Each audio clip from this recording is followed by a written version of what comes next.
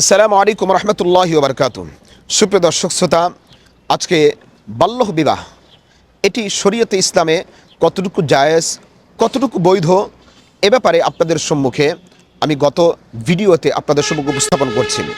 আজকে আপনাদের সম্মুখে লোবাবা এবং তার স্বামী হাফেজ মাহমুদ বিন মনির এদেরকে নিয়ে বিশেষ করে রাম বাম এবং সুশীল সমাজ নাস্তিক পাড়ায় আলোচনার ঝড় বয়ে গিয়েছে এবং তারা বাল্য বিবাহকে মারাত্মক দণ্ডনীয় অপরাধ হিসেবে প্রমাণ করতে চাচ্ছে এবং রাষ্ট্রীয় বিরোধী আইন হিসেবে গোটা জাতির কাছে তারা অপপ্রচারের পরিণত করেছে।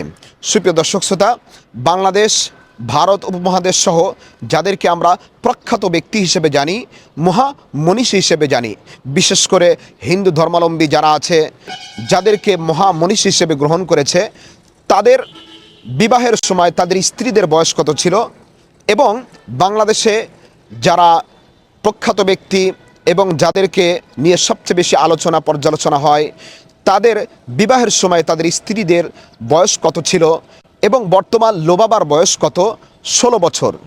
তার বয়স অনুযায়ী তার আগের যারা মহামনীষী যারা গিয়েছে তাদের স্ত্রীদের বয়স কত ছিল, এ ব্যাপারে আপনাদের সম্মুখে উপস্থাপন করবে ইনশাআল্লাহ। দেখুন, ভারত উপমহাদেশে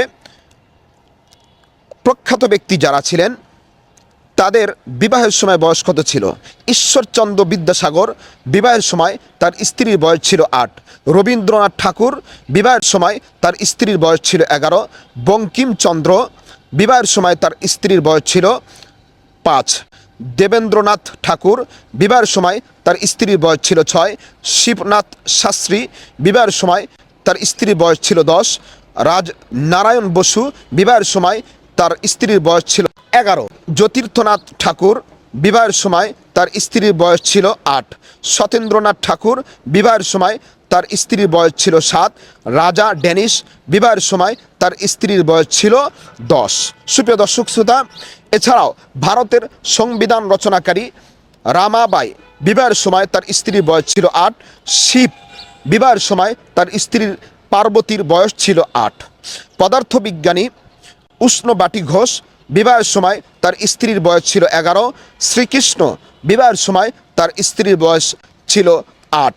এছাড়াও বাংলাদেশের সবচেয়ে বেশি যাদেরকে নিয়ে আলোচনা পর্যালোচনা করা হয়, শেখ মুজিবুর রহমান বিবাহের সময় তার স্ত্রীর বয়স ছিল 8 এবং প্রেসিডেন্ট জিয়াউর রহমান তার স্ত্রী বেগম খালেদা জিয়ার বিবাহের সময় বয়স ছিল 15।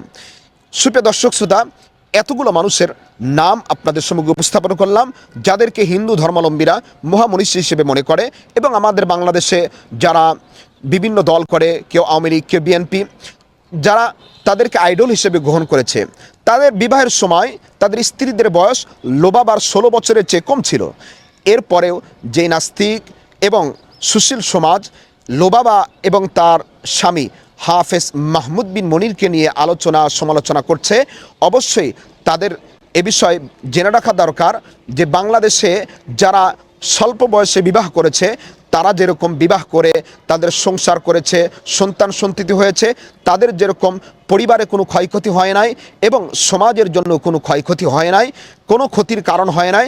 সুতরাং যারা 18 বছরের বয়সের নিচে এবং 21 বছরের বয়সের নিচে বিবাহ করবে, ইনশাআল্লাহুল আজিজ তাদেরও কোনো ক্ষতি হবে না।